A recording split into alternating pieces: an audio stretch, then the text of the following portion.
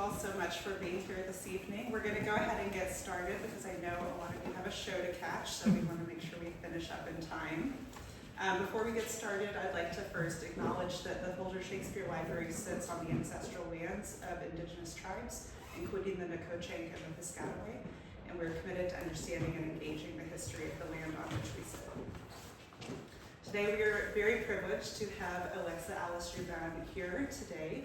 Alexa is Professor of English, Women's Gender and Sexuality Studies, Theater, International Affairs, and East Asian Languages and Literatures at George Washington University. She's also the director of the Digital Humanities Institute.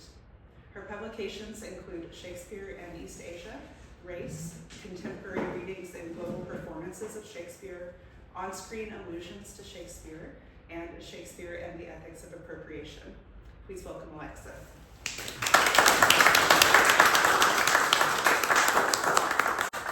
you, Leah, for the introduction. A very warm welcome to everyone, especially those of you who are going to see the show like me tonight.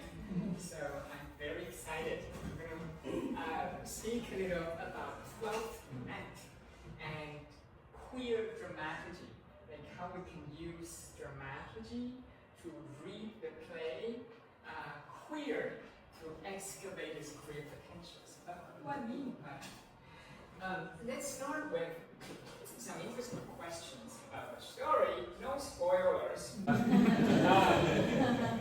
Obviously, for a play like this, with mistaken identities, with people who are shipwrecked, right? who end up in a new place, they become someone else, new. And it has many quotable quotes. Among them is, do the clothes make the man? The main character, Viola, literally says that, right? Maybe the clothes break the man. Maybe the man defines the clothes. So kind of thinking about attire, or in Viola's words, usurped attire, meaning that belong to you, or maybe the society doesn't think that it belongs to you. But of course, gender is is deeper than clothing or your skin. Second question in red. So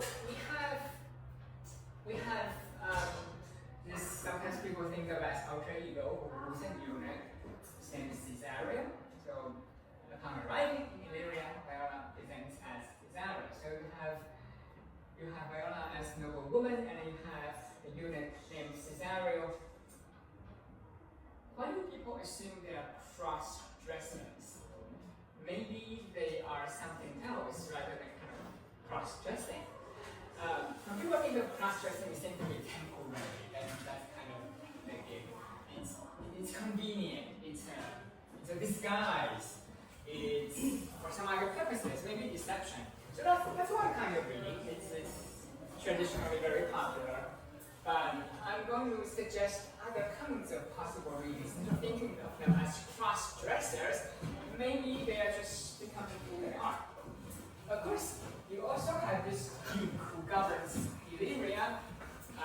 Some music. Welcome. So Orsino, in the very end, announces double weddings. Oh, let's get married. Typical of Shakespearean comedies. The question though, the million-dollar question, Orsino, does he marry Viola or does he marry Cesario? Or both? Well, it depends on the director. Performances sometimes will present to us Viola. But what Shakespeare actually wrote, there's no Viola, it's just Cesario.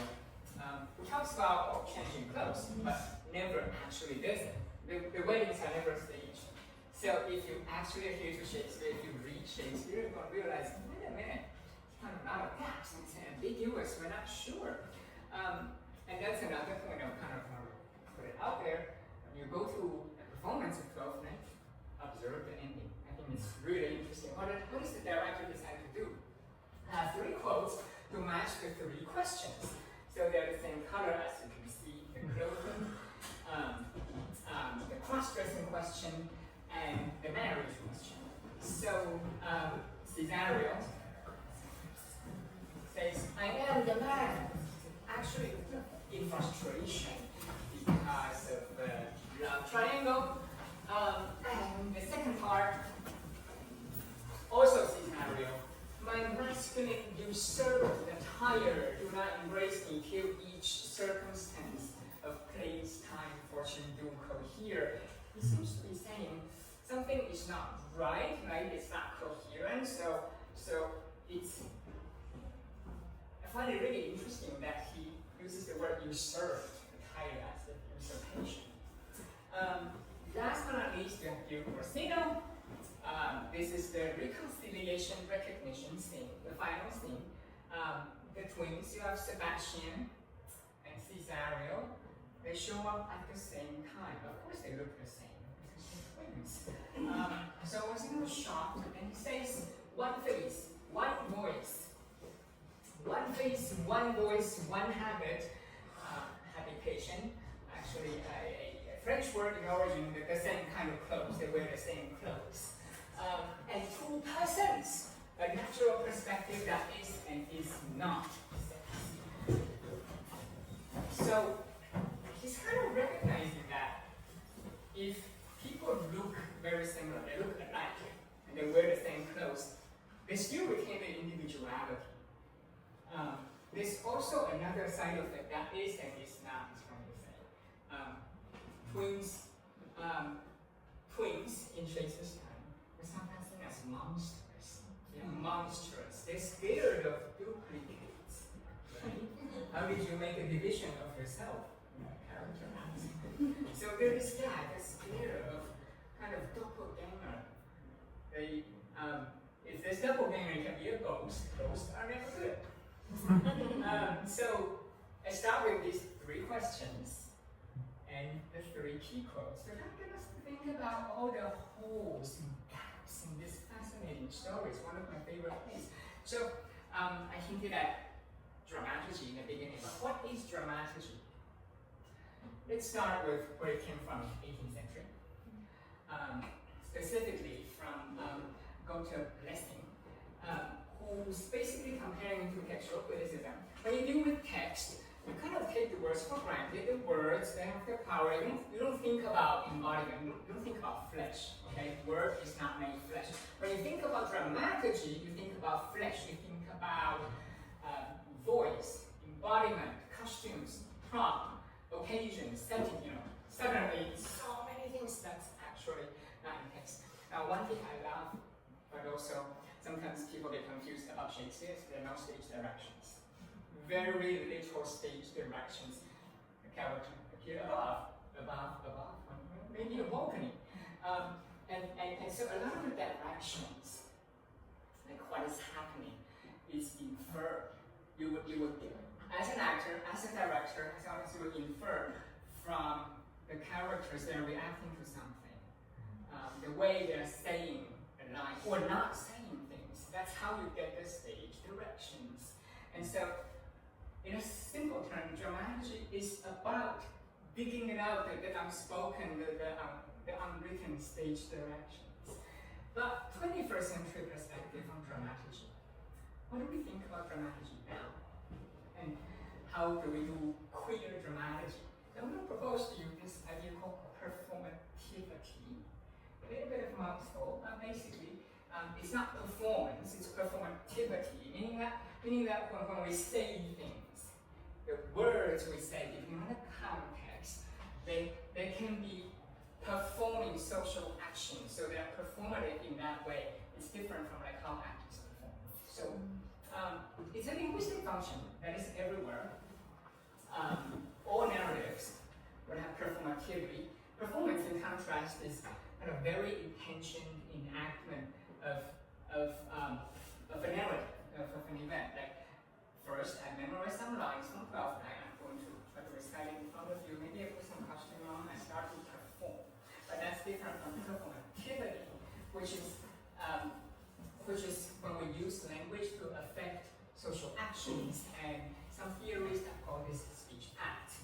Here are some examples of speech acts, like officiation. Think of someone being sworn in.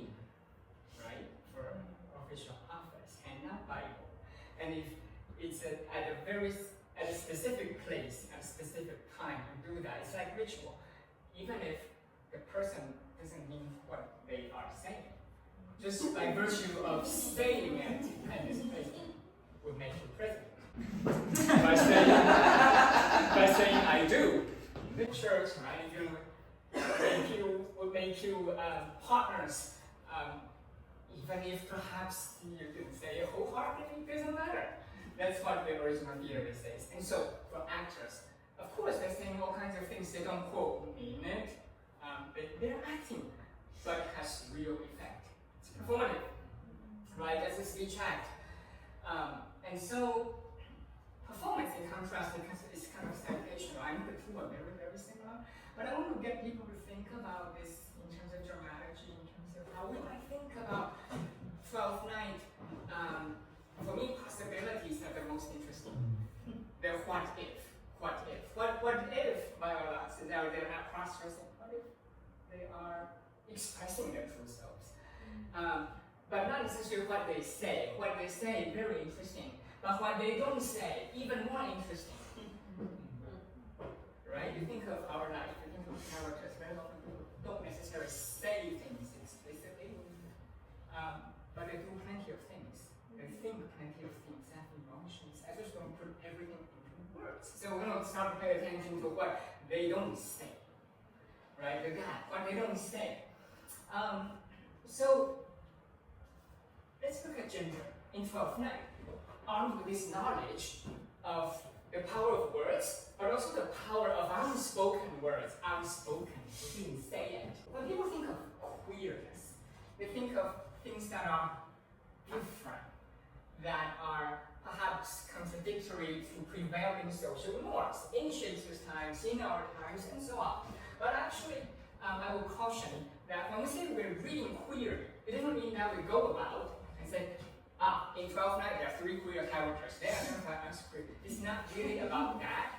It could be, but I think that's limiting. It's not about going around and kind of, reading only for representation of queer people, but rather it's an attitude we bring to it. For example, if we pay attention to unspoken words and unmarked identities, it is a queer operation. We are taking a queer attitude to think about this show.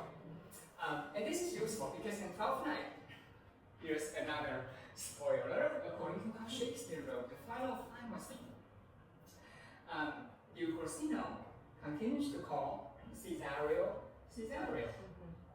after the recognition and so on. And I thought that's very powerful. What's troubling for a lot of people is that Cesario or Viola, they just don't have any lines anymore. They're statements. Do they agree to this wedding proposal? Well, what do they think? We don't know. But that doesn't mean that they're powerless or necessarily silenced.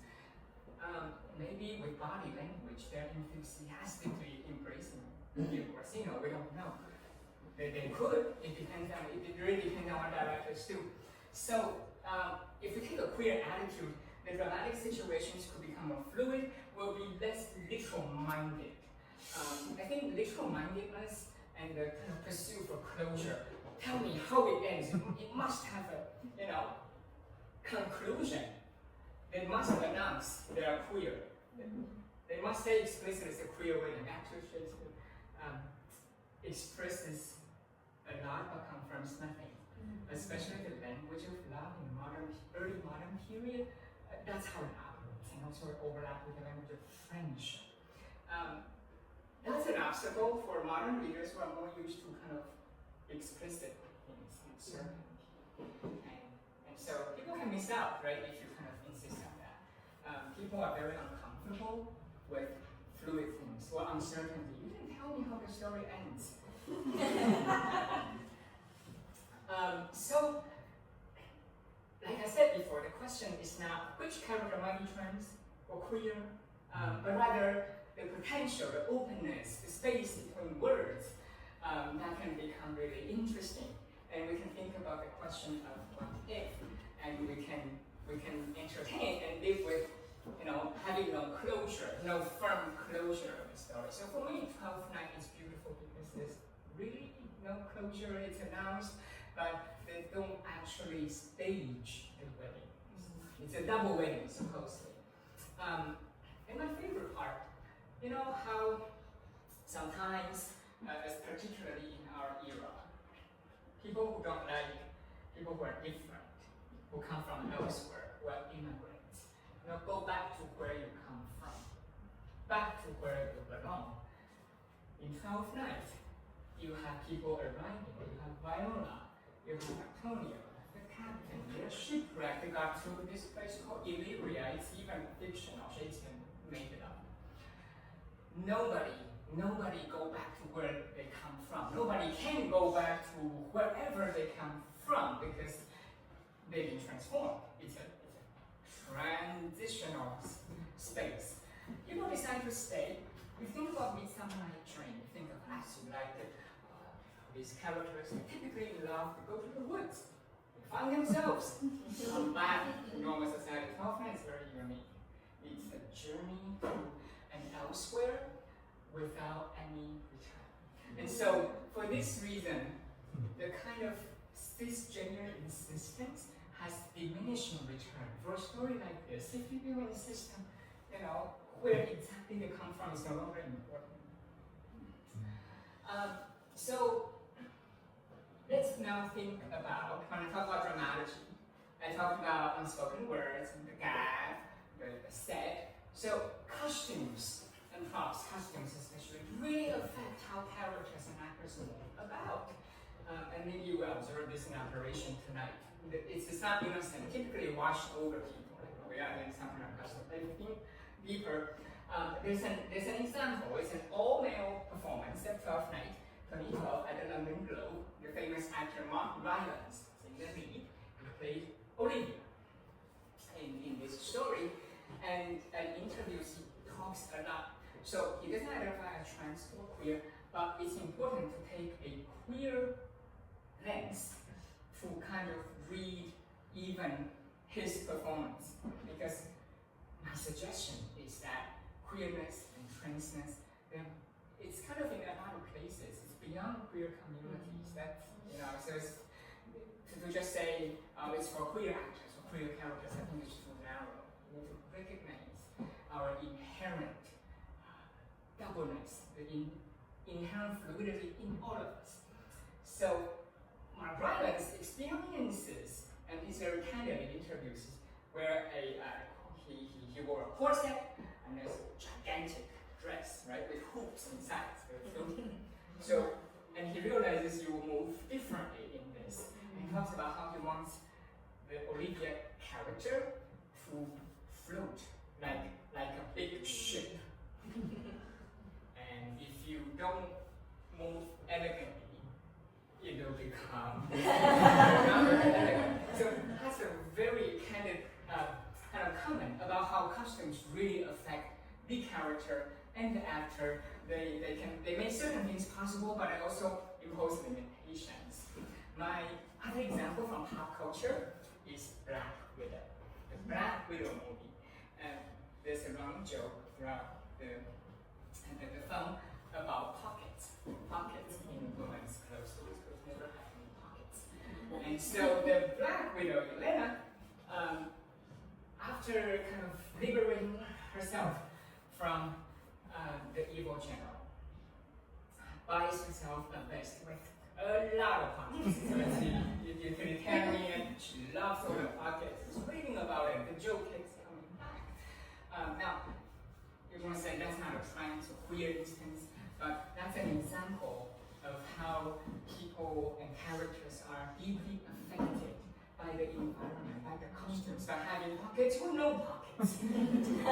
So, in this sense, gender, of course, is who we are. Gender is who we say we are, but gender is also about technical affordances. By that I mean technologies, fabric of your clothes, the type of clothes you choose, the way we decide to wear our hair and so on. So all of these technical aspects that make gender possible. So when we come to into the theater today, we can think about artifice, the art and technology of making things possible. Theater is a very technological, technical space, isn't it? We all know how backstage is dangerous. It's full of equipment. So I just wanted that people kind of think about the material aspect, technical. It's not just a story. It's not just proclamation, right? Okay, so now we go slightly deeper. Some interesting quotes here. So as Cesario serves the Duke, and they have a lot of very interesting dialogues. Among them is this moment where the Duke is kind of quizzing Cesario of his family history. And he seems to draw a blank. He says, initially, he says, and all the daughters of my father's house, critics typically interpret that moment as a bit of almost giving himself away. And all the brothers too. And yet, I know not. But I use a queer lens, queer transference to read this moment as being a powerful moment. It could mean many things. Like, he has gone through a shipwreck, so he's the only surviving member of the family, hence all the daughters or brothers, basically only one left. Could also refer to other things, right? To his life's unusual journey. It could refer to twinship, because it is a twin, and still mourning the twin brothers' actions. Supposed at this point, now that Sebastian survives, right? Another example, this is what I referred to earlier, very end, after the great gender reveals, Cesario comes, so you shall be, while you are a man. But when in other habits, in other kind of attire, you are seen Orsino's mistress and his fancy's queen. So I guess Cesario is a eunuch. A eunuch is a very important category in Shakespeare's time, kind of a third gender, so neither boy nor man, not a woman, and of course played by a boy actor in the all-male performer tradition of the Renaissance era.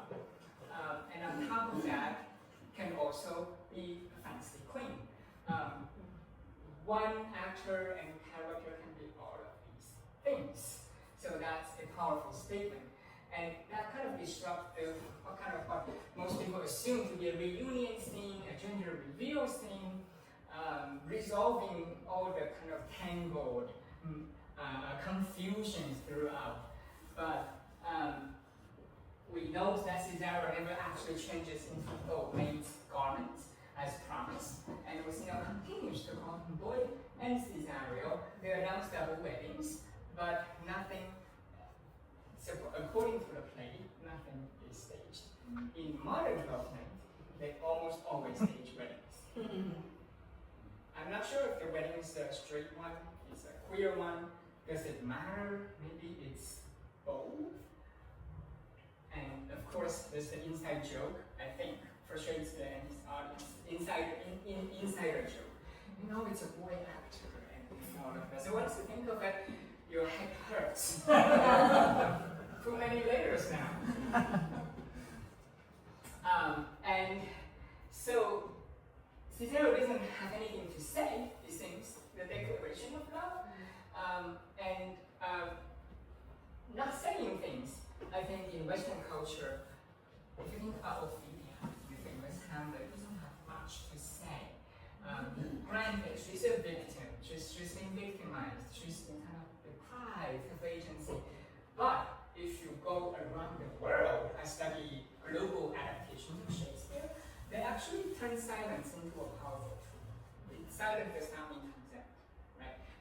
But in the West, there's a bit of a bias of kind of speak it or forever hold your peace.